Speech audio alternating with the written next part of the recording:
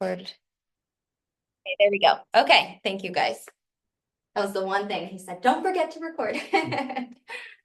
So we really also believe in God, family, and then business. So we really want to make sure that what you are experiencing with us also includes your faith and your family throughout this whole process. We are honest. We're going to be straightforward with you throughout the whole transaction. We're committed to you. Real estate buying especially involves so many steps, and we are committed to just hand-holding every step of the way. We are proactive in our searches when it comes to looking beyond the MLS for you, which I'm going to get into in a little bit. And we are always learning and growing and seeking education for ourselves. And we're going to share that with you to empower you to make sure that you are making the right choice for your needs. Our mission is to connect with individuals to achieve their real estate dreams, experience financial freedom, and love where they live. So it's more than just a purchase, right? We want you to not just be able to afford it, but comfortably afford your home purchase. And we want you to love it. I don't want to find out in a year that you don't like your house anymore. So that's a really big thing for us, is that you love where you live. And of course, we are coming from a place of service. Our goal is to serve you so you have a 5-star experience throughout the whole process. Okay, so real estate is actually just land and everything affixed to the land, right? So this is the preamble from the Realtor Code of Ethics. Hey, Daniel. Hi, Rena. Come on in. Good to see you. Yeah, and feel free, you can move chairs too. Yeah, yeah. So it says, under all is the land, upon its wise utilization and widely allocated ownership depend the survival and growth of free institutions and of our civilization. So this is just describing, this is real estate. And the reality is they're not making more land, and that's why homes are so expensive because there's just not enough land to be able to build upon. So we at our team, we sell vacant lots. We sell homes, and we even sell commercial buildings. Okay, so here's a pop quiz for you. I'm going to explain the difference between a buyer and a seller's market, and you tell me if we're in a buyer's market or a seller's market. Okay, so a buyer's market is when we have 6 months of inventory available or greater, meaning that all the homes listed for sale right now, it would take 6 months for them to sell, or greater is a buyer's market. Anything less than that is a seller's market. So based upon what you know of for inventory, are we in a buyer's market or a seller's market? Seller's market, yep. Yeah, we have just a couple months. I believe it's less than 2 months right now of inventory available. And that's been that way for years. At least 6 years it's been that steep. I think that 2017-18 was when it was right around that 5-6 month mark. But really we've been in a seller's market for a long time. An example of a buyer's market was the recession, which we're all familiar with, from 2008. There were so many homes available. They took forever to sell, and they ended up getting foreclosed on because they just weren't selling and homeowners weren't paying their mortgage. So good job, you passed the pop quiz. So here we go. Here's our month supply, right? So here we are. We are just right above that 2.5 months right there. Back in 2021, 2022, we were at about 1 month. That's why home prices skyrocketed, right, during that time. And so here's the inverted graph you can see of home prices, right? So when you have low supply and a lot of demand, that's where home prices just drastically increase. So we are, the median sales price right here for our county is right in that like $850 range. I know it's a little hard to see, but $1 million is right at the top. Okay, so here's our number of active listings in the whole county. So we are right around that 600. Back in 2022, we were in that 400 range. So we've increased, which is positive, but we still have a long ways to go. And here's 2008 for comparison, right? We were well above 2,500. Crazy, crazy, crazy. Okay. So why do we have so little inventory? A lot of it did have to do with 2008. And what happened there is there were just so many homes being built. And so then it made the product less desirable because there were so many, there was this abundance and not enough demand. So they stopped building homes. So you can see the drastic cut off right here. So the blue graph are homes built in the millions, right? So here's 2000s. So it's 27 million homes were being built, like on average during that time period. In our population, we had 32 million. So pretty much everyone, could have a home by that point. And here in 2010, right after the recession, they thought that they stopped everything. And here is at 6 million, yet our population is still really high at 27 million. And the cost of lumber has drastically changed too, just in the last few years. Daniel, you probably see this all the time. So here's an interesting statistic. So this right here says in May of 2020, $50,000 worth of lumber could build just over 10 single family units. 1 year later, in May of 2021, that same amount, $50,000 worth of lumber, could only build just over 2 single family homes. So it increased by 377%. So the cost to build was just so drastic during that time frame. And so now it makes home prices that much more valuable. So here you go, here's another one. And you can see it's stayed pretty consistent over 25 years, and then it just increased drastically. And here's another graph just showing that crazy spike too in that 2020 to 2022 range. It's evened out a little bit, kind of, right, Daniel? But it was a huge spike, and that really drove a lot of supply issues. So you weren't able to build, or it cost way more to build. Labor shortage is also a big one. So you have increased costs, delays projects, that impacts your overall return on investment, rising wages, longer construction times. That just doesn't make sense for the majority of investors who are building these units for new development. So that's another reason why everything has compounded together to just make the inventory we currently have available so much more valuable, given it's just so challenging to build. Then we also have a land shortage. Like I mentioned in the beginning, we're not making any more land, especially in our county, right? We have protected lands, so we're not going to build on the land that we do have available because we're protecting that, which is a good thing. So it makes all of those homes even more desirable because we're not able to build in certain areas, which like I said, is good to have that land protection. All right, so why buy real estate? And beyond just having a roof over your head, here are some reasons why. You have that financial security. You know where you're gonna live. You know what it's gonna cost you every single month because you have a fixed rate mortgage. You're not subject to rent increases every year or a landlord telling you have to move because they need to sell or they need to move into their house. You can build wealth over time by owning your home. Think about all of those people that own homes before the 2020, 2021 mark that I mentioned, right?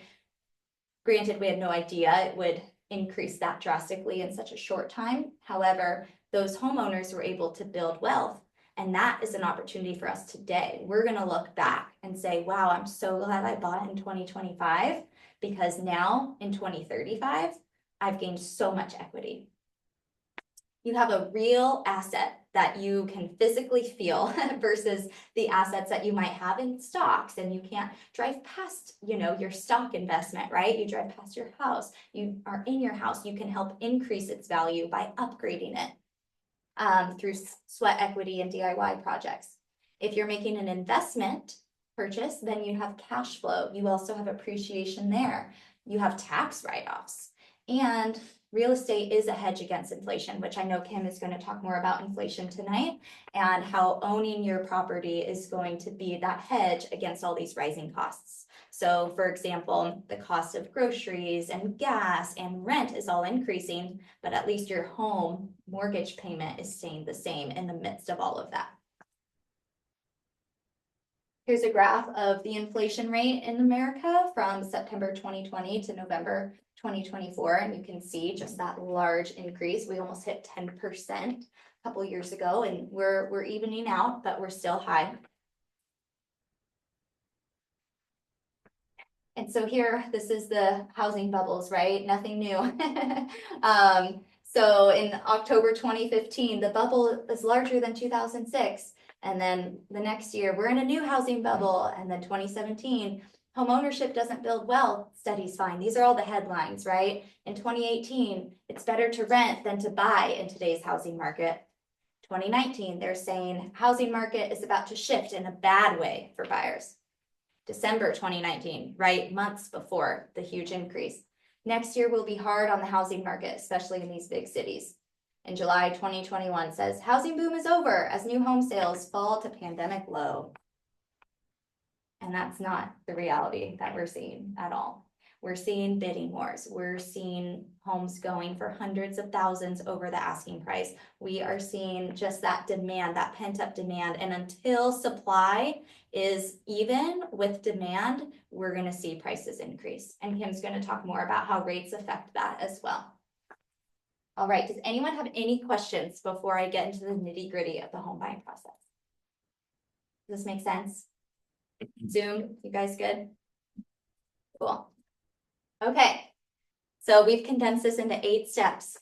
So we'll see if we did a good job. Step 1 is to partner with an agent. You want to know who your team is. These are your go-to people who are going to be the ones to show you every single home that you want to see. They're going to be your go-to people for answering questions, getting local insight. They're going to be the ones to really come from contribution in this purchase. We always recommend working with agents who are full-time versus part-time, just the nature, right? If you're part-time, you're kind of busy, you've got other things going on, you might not be as in the know as a full-time agent. So that's something really important to know when you're interviewing real estate teams. And you want to partner with someone who's experienced to get access to off-market opportunities too. So on our team, we're always prospecting for our clients where we know we have a family who's looking for a home in this part of AG, and would you consider selling your home? And we're calling homeowners, asking them if they want to sell. We also go and attend a lot of other agent events and mixers where we hear about opportunities that will be hitting the market soon. So when we hear, dude, awesome. Mama. Okay. I have a fan club here tonight. Okay, and then the next step is to get pre-approved. So what that looks like is just getting a good understanding of what your purchasing power is.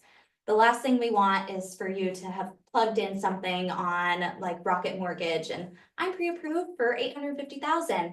And then we go and look at this home and then we actually find out from a local lender that you're pre-approved for $700,000, and that's just devastating. So to mitigate that heartbreak, we want to get pre-approved first so we know our purchasing power.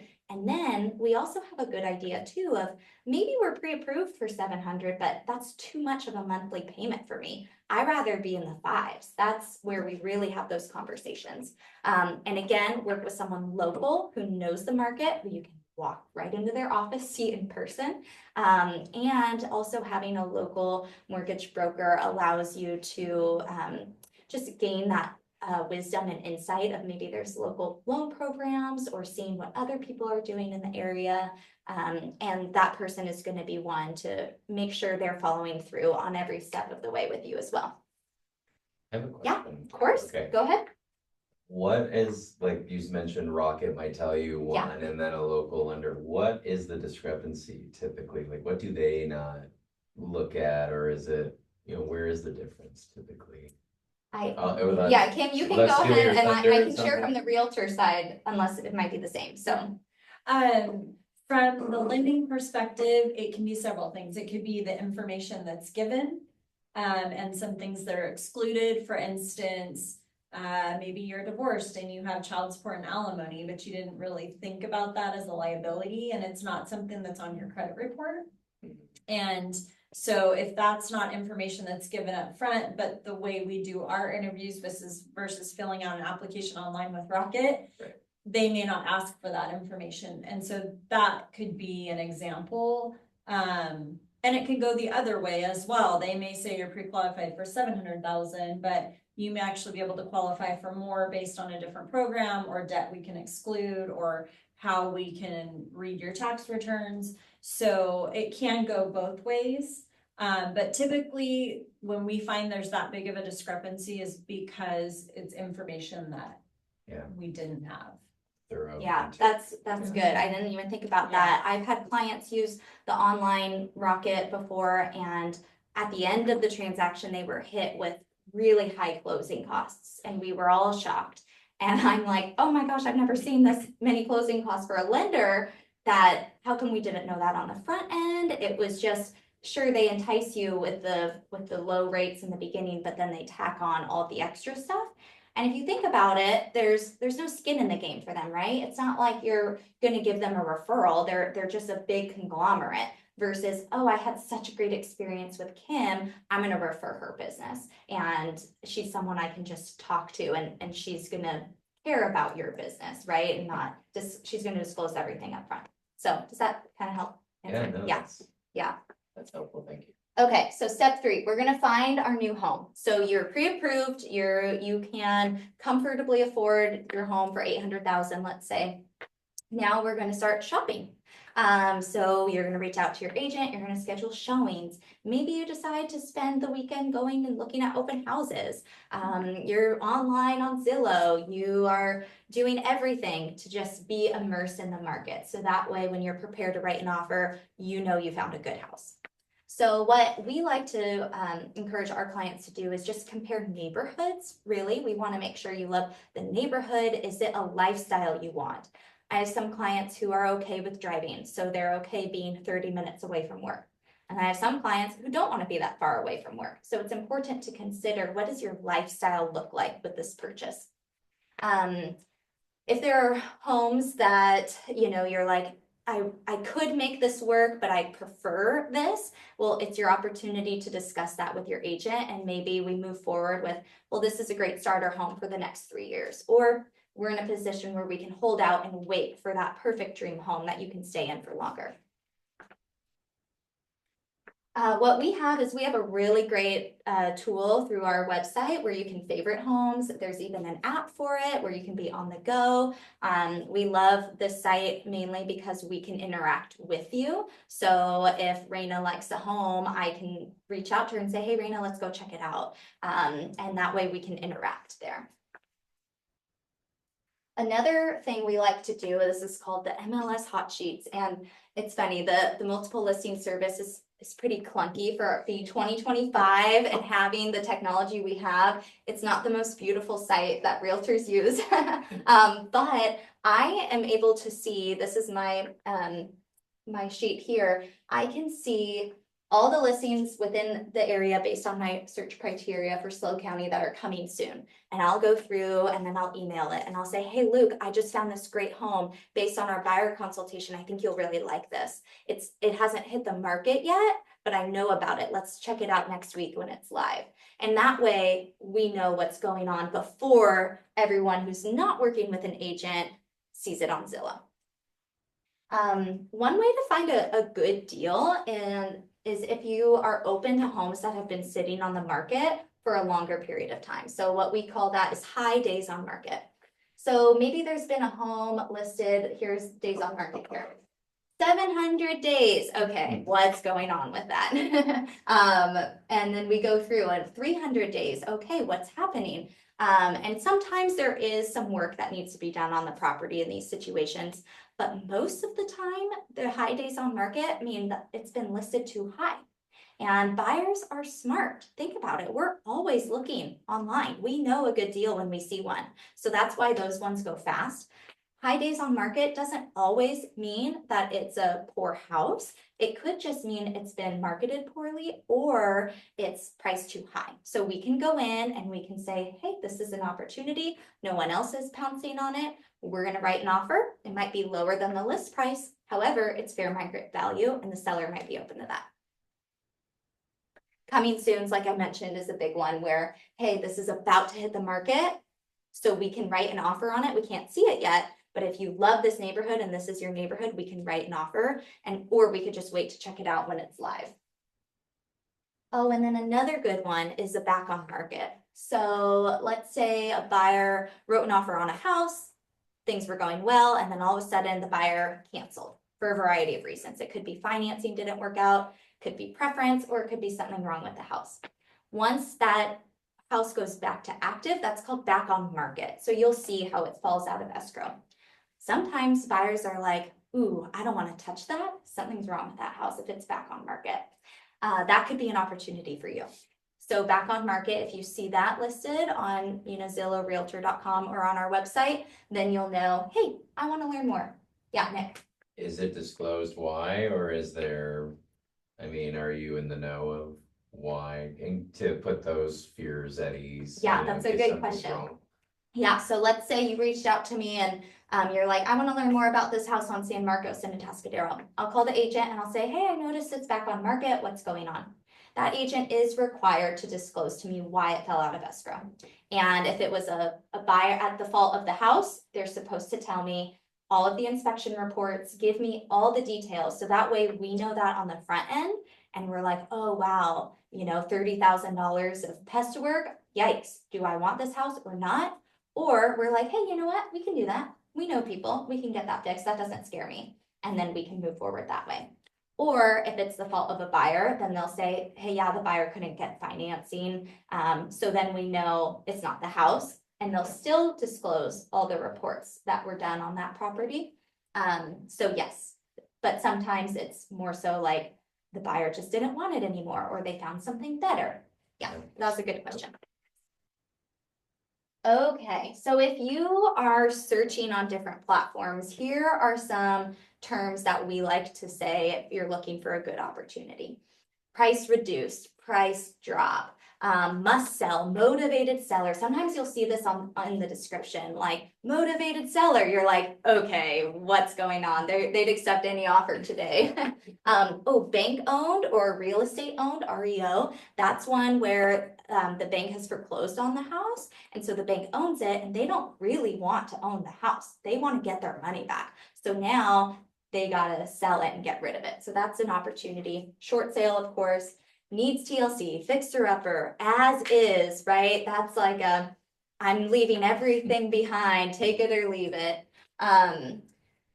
Other ones, if you're looking at investments like multifamily, duplex, triplex, high rental yield, positive cash flow, or potential opportunities to make your property worth more is zoned for ADU or like R2 or R3 zoning, subdivision potential, large lot, development opportunity. All of those are keywords. If you see that in a listing description, that would be one of interest to pursue.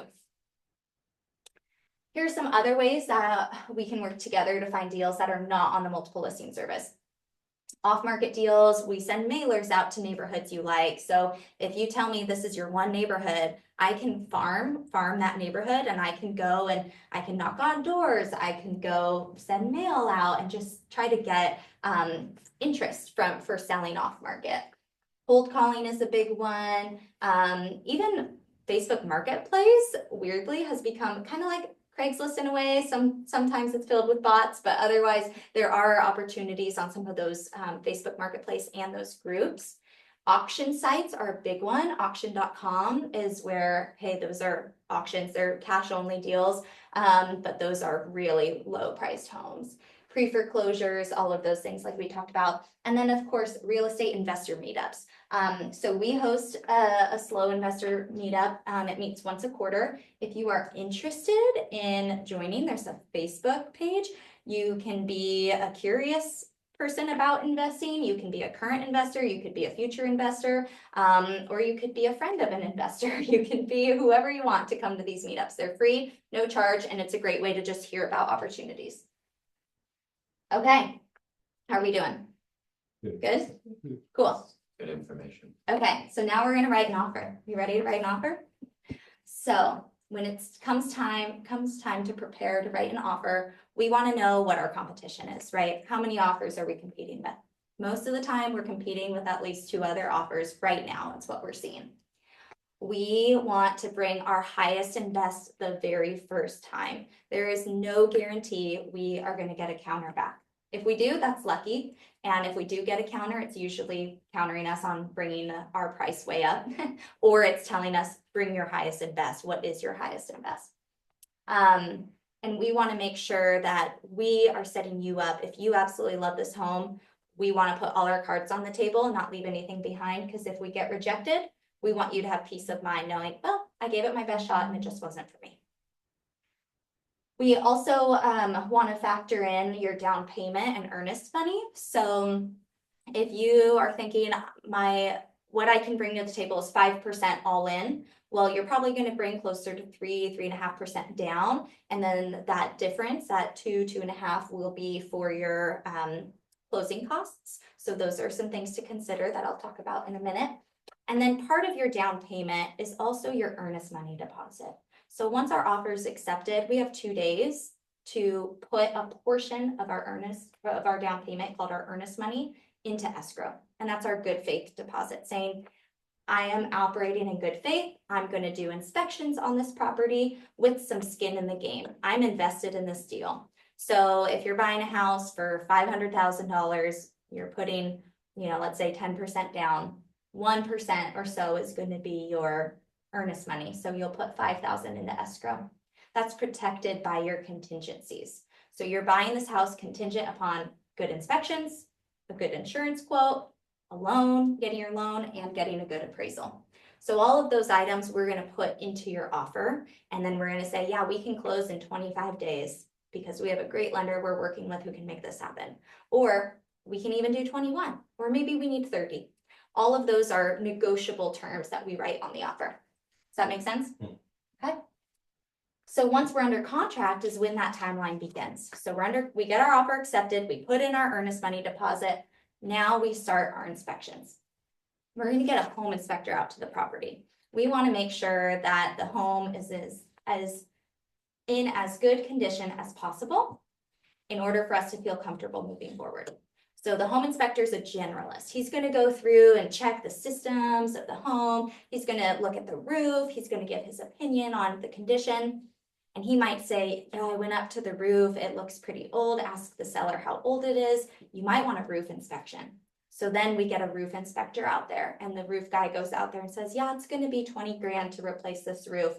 Everything else in the house is fine, but this is a reality. So, hey, we've got a serious material fact, Mr. and Mrs. Seller. In order for me to move forward on this purchase, I need a price reduction, or I need you to give me a credit so that way I can do the repairs on this house. Or I need you to fix this roof before I close escrow, which that one is a little more unlikely just because it takes a while to get done. However, you do have the right to renegotiate because that's new information we did not know about. So that's why we have that contingency, because if the seller says, hey, I'm not doing anything, and you're like, I don't want this house anymore, you back out, you move on, you get your $5,000 deposit back. Does that make sense? Yeah, Daniel. Who pays for the inspections, the buyer or the seller? That's a good question. So it would be the buyer. Okay. So the buyer is saying, I will do all of these inspections on the house. I will give you these reports once I'm done. If you cancel, those are the reports that seller has to disclose to the next buyer. But they are going to be expenses that the buyer will assume, and they pay those vendors directly. Yeah. So if you cancel, you'll get your deposit back, but you won't get those costs of your inspections back. Yeah. So that's why we have that inspection contingency, and we can renegotiate that way. We also have an appraisal contingency just to confirm, is the house habitable? Are we paying fair market value for it? And if the appraiser comes back and says, hey, I think it's worth $10,000 less than what you're paying, then we take that appraisal to the seller and renegotiate and say, we need a $10,000 price reduction. If they say no, then we can choose to either bring that $10,000 extra to the table if we really want the house, or the more likely situation is that's our opportunity to also cancel, get our deposit back, and find a better house.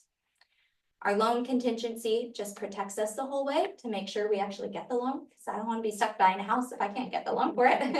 And then there's a new contingency that came out within the last year for insurance. Are you guys familiar with what's going on with insurance? No? Okay, so Oh, there's been a lot, especially after the Palisades fire in January. Just the cost of insurance has increased so much that insurance companies, a lot of them are exiting California entirely, like State Farm did a few years ago. They're not writing any new homeowners insurance policies in California. And they're also saying, okay, sure, I'll insure this property, but the premium is going to be significantly more than it would have been if you bought the house just a couple of years ago. Now, one important thing to keep in mind is that, yes, your mortgage is a fixed rate mortgage, but your insurance policy is not.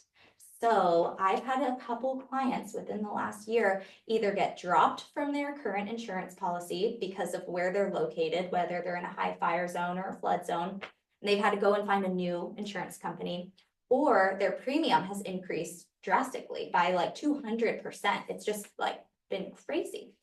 So they've had to switch and find alternative ways or just suck it up and pay that.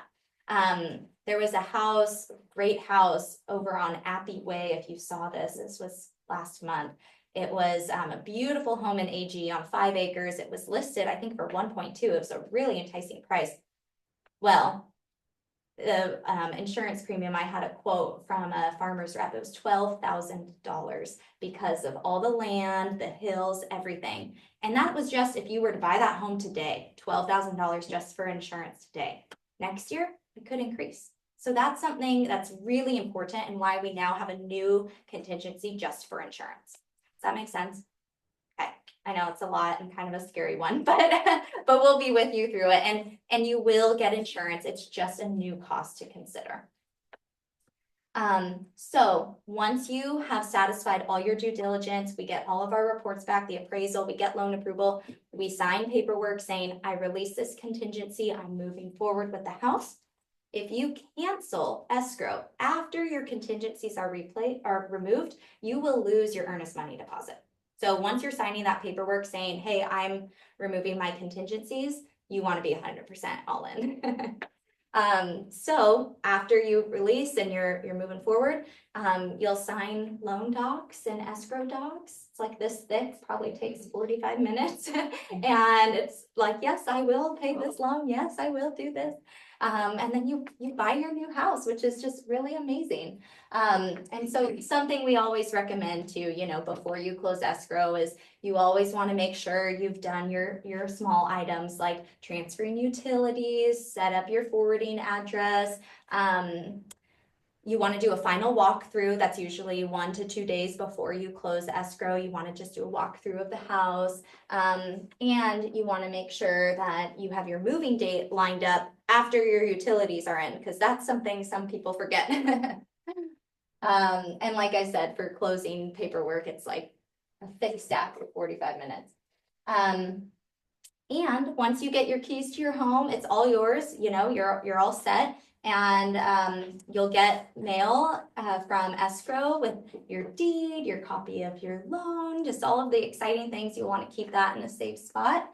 And you'll be the newest homeowner in town.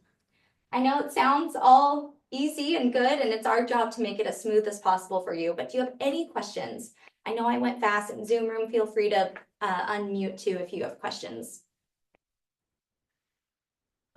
Yeah. Insurance. Mhm. Is there anyone else? So State Farm, you said left. Like they won't. Right. There's no way of getting insurance with them in California anymore. Right. Yeah. Not State Farm. Farmers okay. is one currently. That's like one of those bigger names you hear. Really going with an insurance broker, I found has been really helpful. You've probably seen that too, Kim, where kind of like Kim, Kim has access to every type of loan option. The insurance broker has access to every type of loan option versus a State Farm agent. They're just stuck with State Farm. And so you can't be calling them. And it's sad because my neighbor next door here is a State Farm agent and we never work together. So if that broker is going to have a wide array where they can go talk to all of the others. I've seen too that if you are going like whoever you have your auto with, they might be able to give you a better deal, or your new insurance for your homeowners. If you bundle your auto, you get a better deal with that new company. So yeah, cool. Any other questions? Zoom, did you have any questions? Cool. Okay. All right. So here's just a nice graphic of our timeline.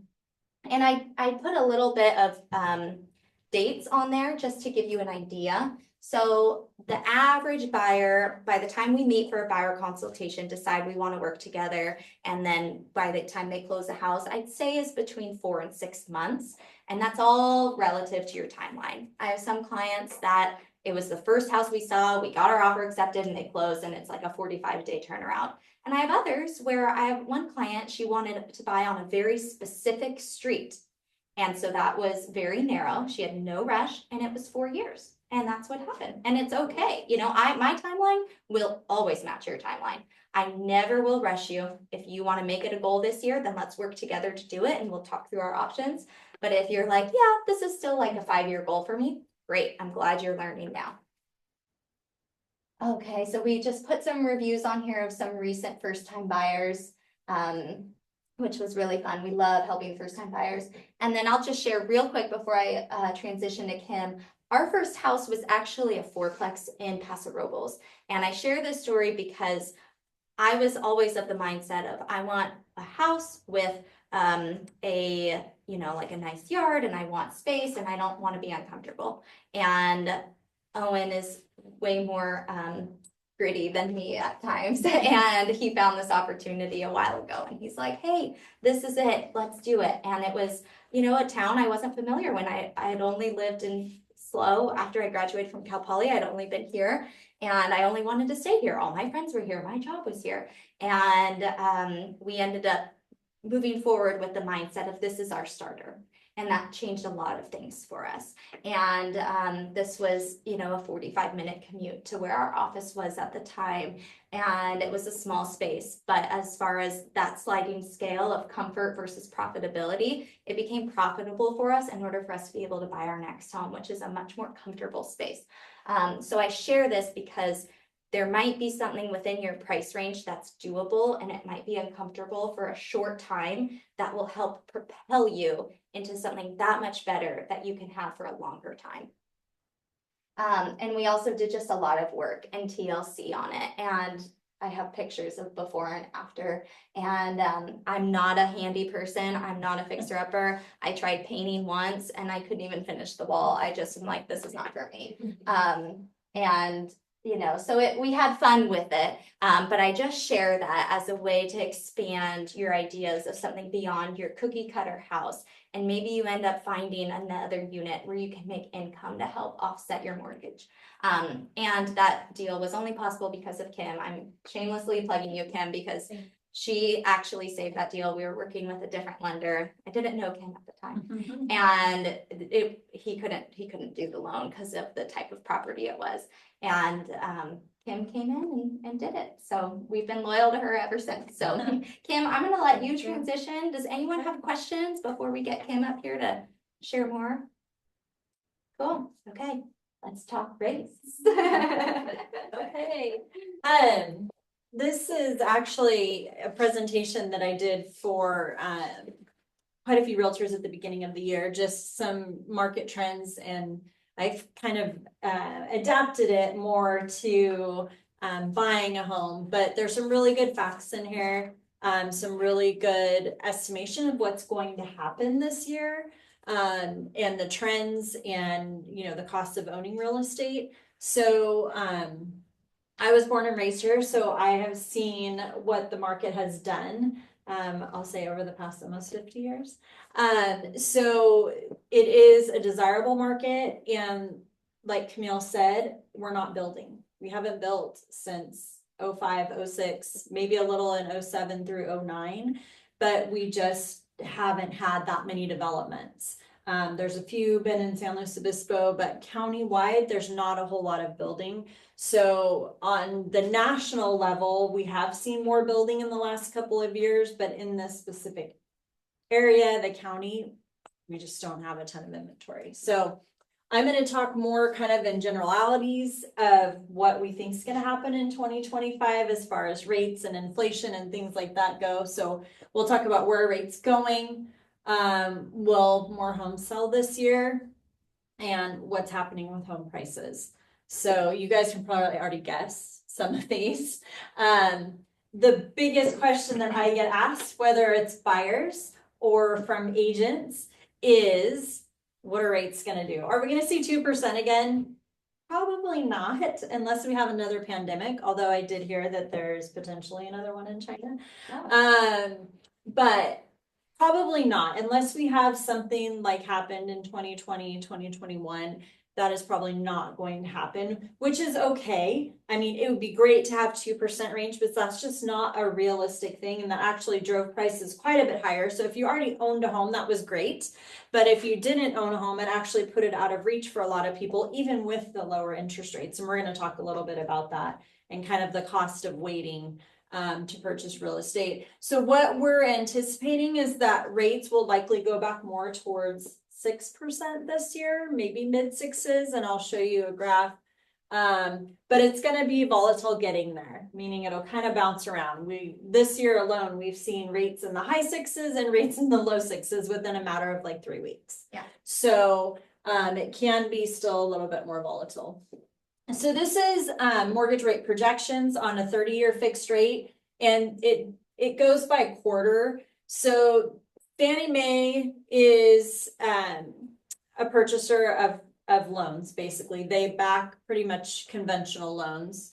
The Mortgage Bankers Association, Wells Fargo, which isn't as heavily in mortgages, believe it or not, as they used to be. And then this is kind of an average. So you can kind of see we range in the first quarter right around the mid sixes, which so far we're almost through the first quarter, and I would say that's pretty accurate. And then in Q2, Q3, this is what we anticipate seeing. So a little bit of a drop. I mean, anything helps, right? But it's nothing mind-blowing. So I have a lot of people say, oh, I'm gonna wait till the rates drops. And I say, we'll talk about that because I want to show you what the cost of waiting may actually cost you.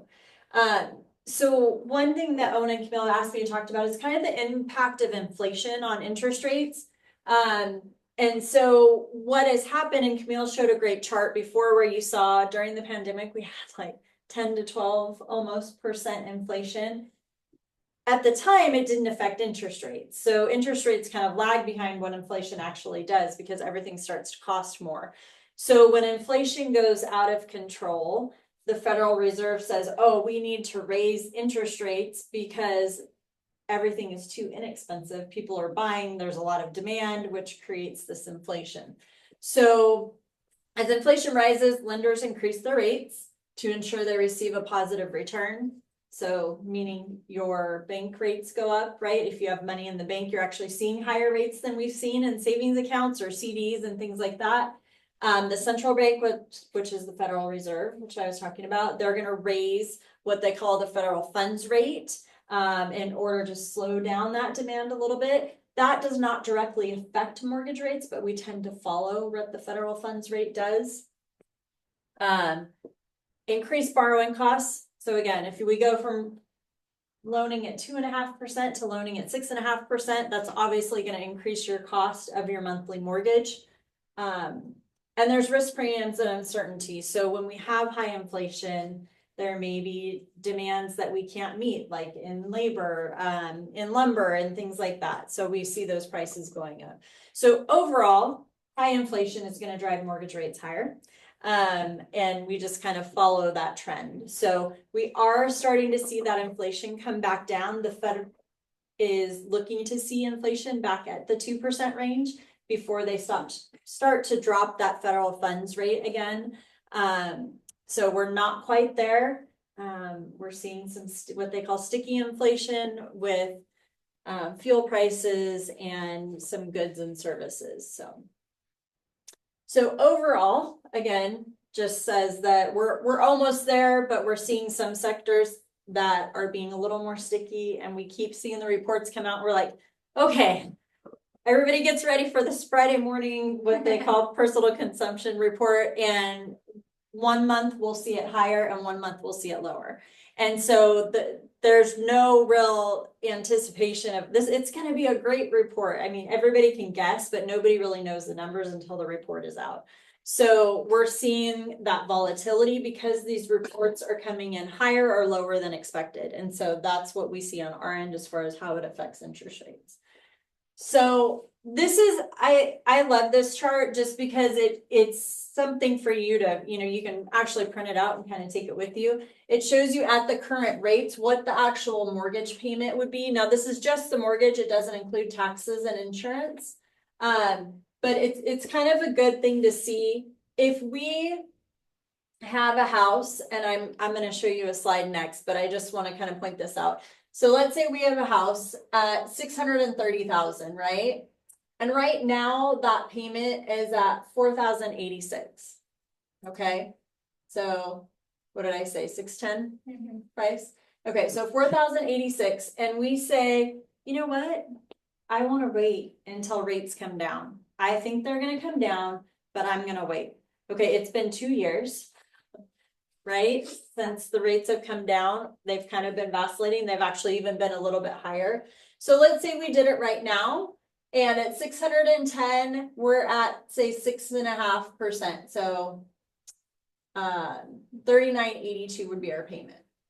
Well, if we wait until rates come down, let's say they go down to 5.75.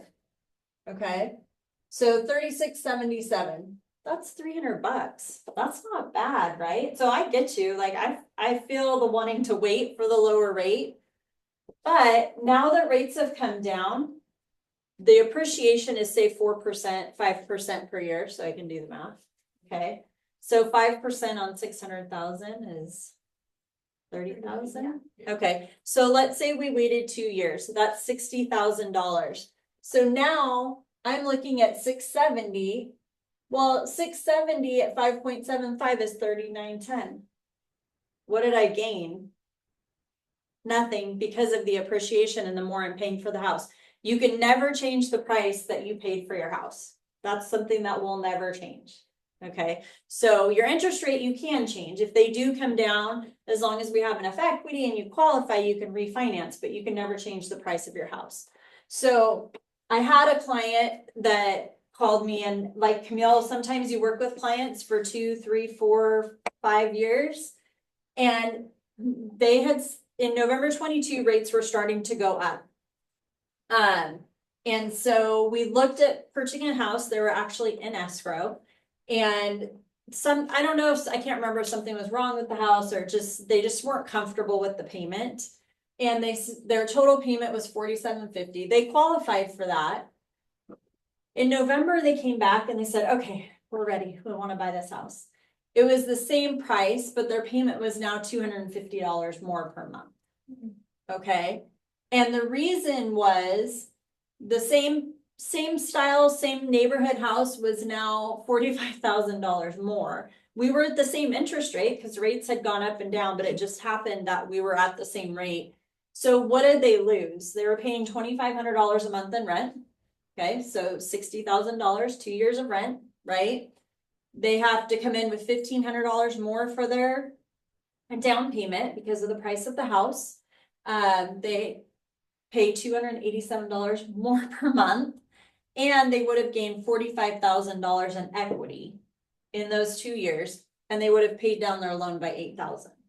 Okay, so I didn't add the equity in there, but $55,000 if we even take out the rent, right? If I just take those things, $55,000, not including rent, because they would have had to pay a mortgage, right?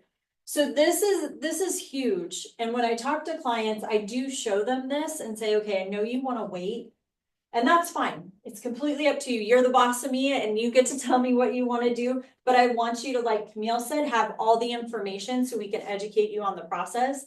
And you guys don't come back and be like, oh, I should have done it 2 years ago. Right? So we are going to see lower rates. That's what they're telling us. Okay. But the problem with that is it's good for buyers, right? But it's also good for sellers because we don't have an unlimited amount of inventory. So as the rates decrease, we're going to see more buyers come into the market, which means there's less inventory to purchase. Okay. Now that could be offset some with sellers going, what we call, I'm freezing our market right now because there's so many people with a low interest rate that they can't buy something else and have the same payment. So it may unlock some of that inventory, but we should see a significant amount of buyers come back into the market. So that means you're competing for the same house and most likely will cost you more than what the list price is. Okay, because you're gonna have to compete with other buyers. What Yeah. about a movable mortgage? Oh, the adjustables? Yeah. Yeah. Adjustable rate, or are you talking like move the mortgage with the house? Yeah, keep the rate. No. No. So the only time that happens, you cannot take your mortgage with you to another house. It's one of the things in the United States is your mortgage is secured by the property itself. So there are mortgages that can be assumed, but it's still on that specific property. So VA loans, FHA loans, USDA loans are all government loans. Those are all assumable loans that if a buyer comes in and qualifies, they can actually take over your loan at the current rate that you have your mortgage at. But you can't take your loan with you. In Australia, and I think in European countries, sometimes you can do that, but not in the US. It'd be great if we could. So will home sales go up? So this is on a nationwide basis, but we expect between 4.1 and 4.4 million home sales, which is still pretty good. And it's a year-over-year increase, depending on the market, between 2 and 9%. So some markets are slowing, some markets are still increasing, and some markets are still fairly steady. There's also a fair amount of pent-up demand because people have been waiting for interest rates to go down, okay?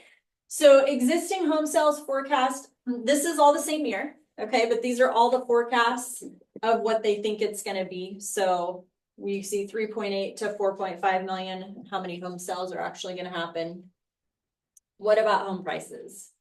Well, we're still gonna see increases in prices, okay? So unless something dramatically happens, now they're not huge increases, but we have pretty big high price points in this county, right? So even if our average appreciation in this county, I think it is like 3.4 to 4.3, depends kind of on the area. 4% on it is $600,000 house in a year is $24,000, right? So that can be pretty significant, and that's where that cost to wait comes in. But we do, oh, the chart's gone. It's okay. So who's buying right now? This was really interesting, I thought, because a lot of purchases, a majority of purchases actually coming from single women. Looking to purchase urban condos, unmarried couples, you can buy a house, you don't have to be married.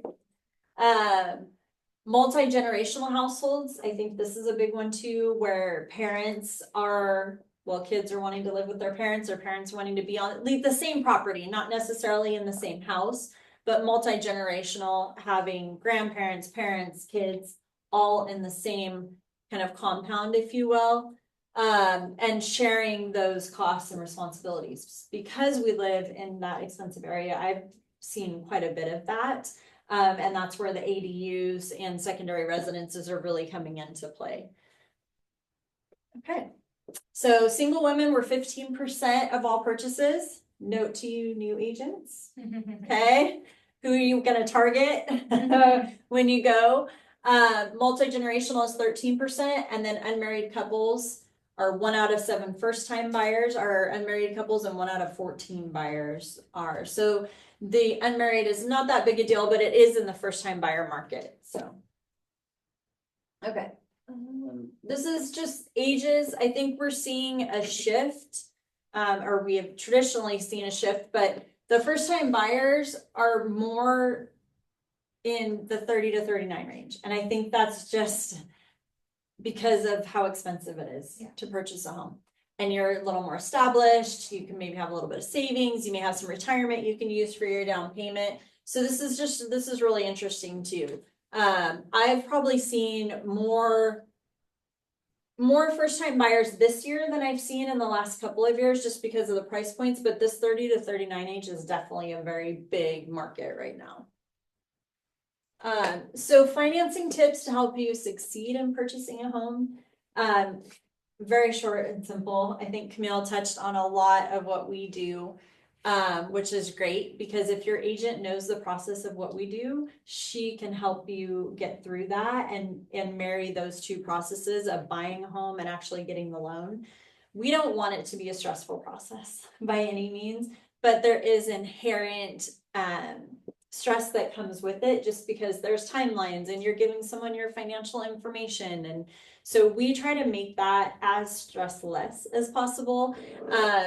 And part of that, I will tell you, is getting pre-approved. Okay. If you get pre-approved, you talk with a lender, they get you pre-approved. They tell you how much your payment is going to be based on specific price points. They tell you what your closing costs should be.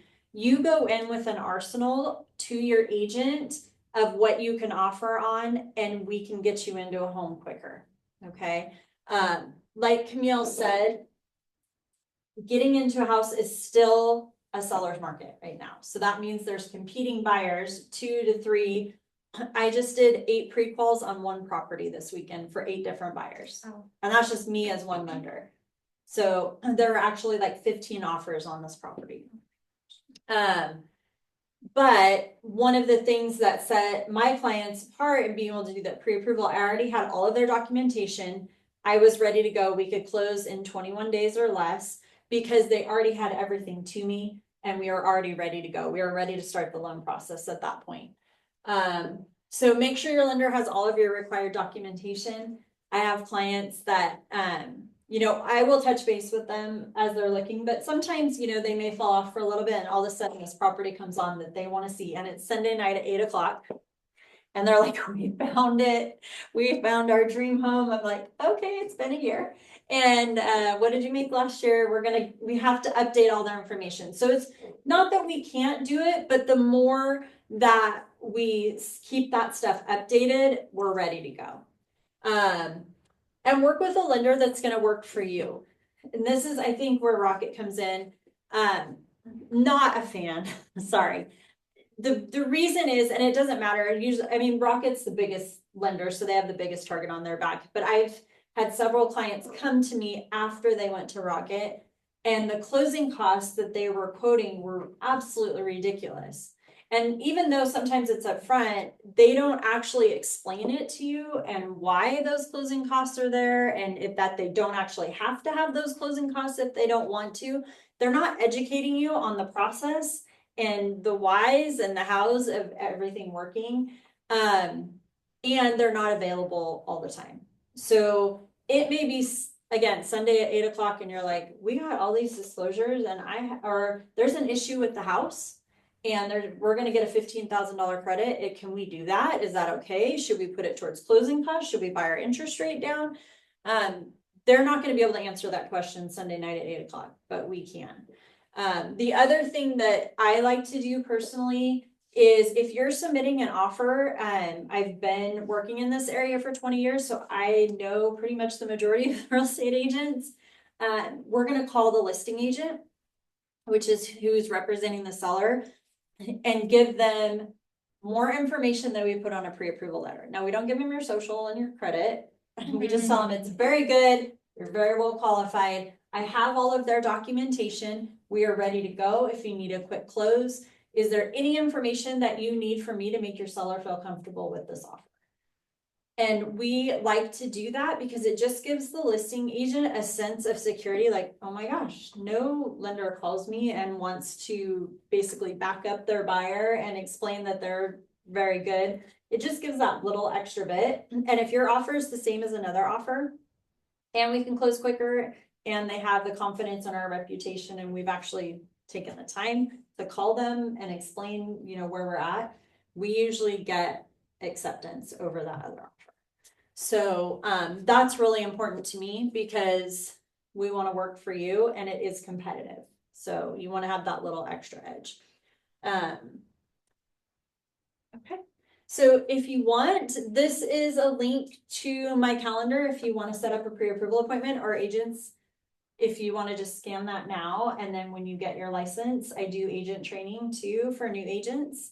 So we can set up a class here if you want. But I love doing that, and I've helped a lot of new agents, learn the lending process. It just makes you better as an agent and will help your clients, so. Yeah. So our office is in Paso Robles, but I do Zoom appointments, phone appointments, in person, doesn't matter where it's at, so, Thank you, Kim. Yeah, I put our Yeah. podcast on here. I didn't Awesome. mention that earlier. Yeah. Can you listen to our podcast? Yes. I'll send you a link too. Yeah. We just talk all about the home buying process. We do have a lending one. We don't say we're lenders, but here's our opinion on lending, and what you can, do's and don'ts. But if you just want free content of, hey, I need a recap of that, just follow our podcast and we'll talk in your ear about it. And then I think that's it. Are there any other questions, comments, Zoom room? Are you guys good? Did I miss anything for you? Thumbs up. Cool. Cool. You guys are good? Yeah? Thank you very much. Okay, thank you so much for coming. If you want to follow up with me, I think most of you either have my phone number or Owen's or our emails. We'd love to set up a time to just individually chat about what you are specifically looking for. And if you have a goal this year of buying a home, we'd love to know and be able to serve you in that and come up with a timeline, make your unique game plan. So please reach out to us and have a great night. Thank you all for joining. Zoom, thank you. I'm gonna log off and let me know if you have questions. And Karen, maybe I'll see you at trivia soon. Excellent. Bye, Camille. Thanks. Bye. Bye, Jack. See ya.